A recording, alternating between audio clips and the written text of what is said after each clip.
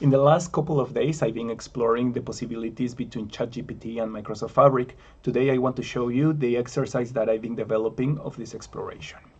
Most of the code and the most important part of the code you will find it in bib.pro and in this post that I have which is called Enhancing BI with AI-driven data analysis and ChatGPT Power Query integration. A bit long the name, but in here you will find the piece of the most important piece of the code that I've been using for this exercise, as well as an explanation for it. So let's go and take a look at the exercise. This is my Fabric workspace. And in this case, as you will see, I have in here a lakehouse. Then I also have a notebook, a pipeline, and a data flow. Let's go through the different items and explain you how I integrate also ChatGPT into them. Now let me quickly turn off my camera so we don't have anything that prevents us watching all the screen. So the case that we are doing and why we are using ChatGPT is to predict gender from the name of a person. And basically in here we are using this dataset that is provided by the University of California, Irvine, which is called Gender by Name. It contains several thousands of records, and the records contain the name, just like the surname, and the gender. And then in here I just downloaded this file, and then I uploaded the file into the Azure Lakehouse. As you will see, and as I told you, we have the name, we have the gender, and we have count and probability. We are not going to use these two fields, but we are going to use the first two, name and gender. And as you will see, for example, in here we have James, and James has a label as male. And then, for example, we have Mary, and we have an F, which means female. Okay, and this is our data set that we are going to work. So as mentioned, at this moment, the first thing that I did was only upload the CSV into our lakehouse. Now, as a next step, what I did was to bring this data through a data flow generation tool in our Fabric workspace.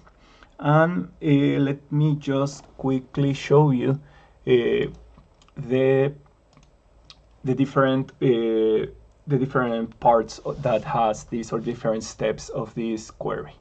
So basically in here, something which is important is that I group the rows by group number. Let's go to our let's go to the article that I show you, that I wrote. And basically in here, something which is important is this indexing and grouping. Let me just expand, and I will also expand the image. So basically in here, the indexing and grouping is done in order to not send one API call to ChatGPT, in this case to OpenAI, per record, but sending several. In this case, and in this case that I did in here, we are grouping them, and this is why we needed to add an index. And basically we are grouping them by groups of 50. Okay, so in this case you will see that it's by group of 50. So we are gathering 50 records per API request, and this will help us basically in two things, or probably more, but in what I can think that it will help us will be, one, the number of API requests that we make, so the less you make the better, but also you will save tokens, and you will not spend as many tokens as if you would be doing one API request per record. And this is why it's important to group them. Now we go to a transformation, and let me just show you the transformation that we did.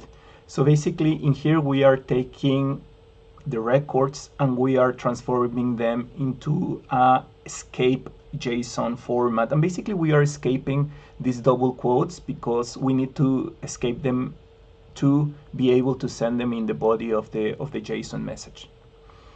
Now we are going to analyze this data. And let's go back to the article and let me show you how we are going to analyzing the data. And basically this is like the recipe that I am using. You should, and you probably will need to modify it depending on the business case that you have. But in this case, what I am asking ChatGPT is that you will return the data with the same structure plus an additional field named label. In this field, you will insert the label male, female, or NA from the name.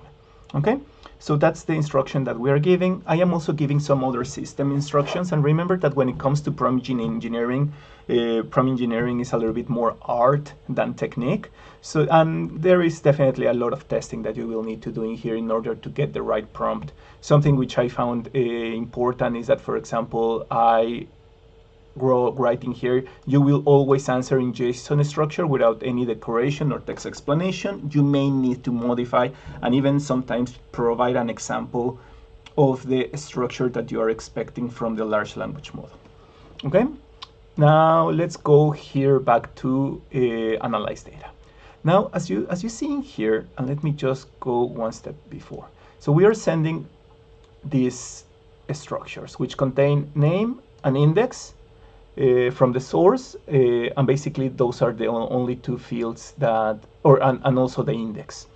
So basically we are including 3 fields, but the important one is the name. Now, when we use the function on every of these fields, on every of these records, let me go and see analyze JSON data. You will see that we are receiving something as we ask to ChatGPT, and in this case we ask to add the label and infer if it is a male or a female. So we are receiving this for our different records. Now I just do some more cleaning data, and then we just expand it, and we get the prediction given from the large language model, or the assessment given from the large language model. In this case, this is male or female. Right? And now I just did a little bit more of data cleaning, in this case for the label being an M or an F on capital letter, and then I merged it with my original query.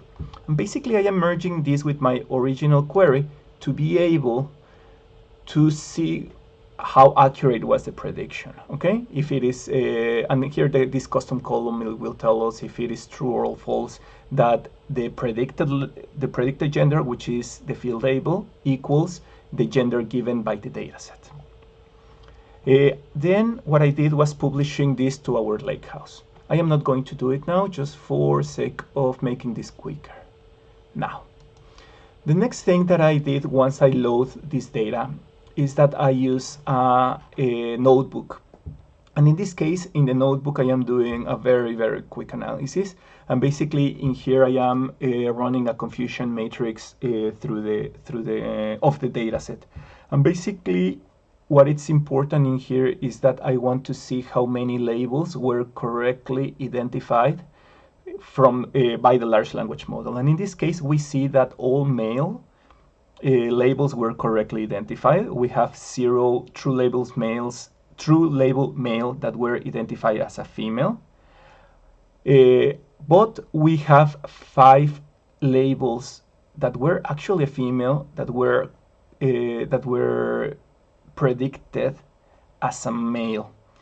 But if you consider that this is close to 450 records on this, yes, 450 records on this data set, and we have 5 which are not correctly classified.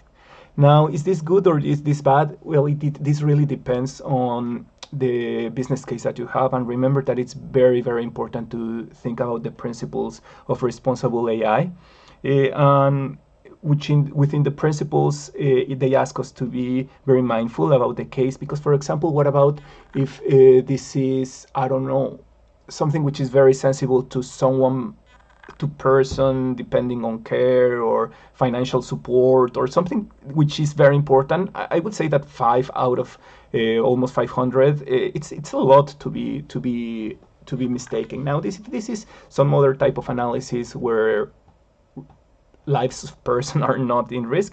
Probably you can go with this error rate, which I would say that is completely acceptable for many business cases. Okay. Now, yeah, this was a notebook. The next thing that I did in here is the pipeline. And why I don't see my pipeline? Let's just try to refresh. And the next thing that we see in here is the pipeline. And basically in the pipeline, what I did is just the pipeline that refreshes the data flow. Then it waits, then refreshes the notebook, and then makes a notification either on success or failure from the in a Teams message. And with that would be a very, very, very quick overview of this exercise.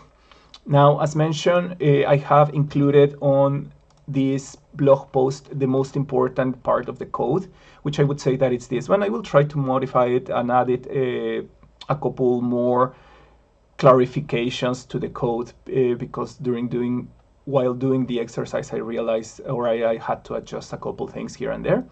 But in any case, I hope that this becomes like a very, very good starting point for you to start using ChatGPT or AI large language models for the analysis of your data sets.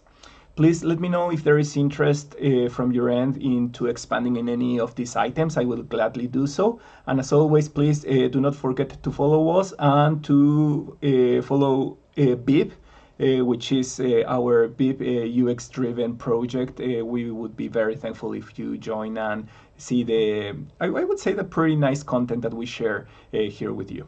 So subscribe to the newsletter and don't forget about our theme generator, which I would say it rocks. We are also using AI here on our theme generator. When using UseMagick, you can, with natural language, request a dashboard. I believe with that would be it. Thank you very much and have a nice day. Bye-bye.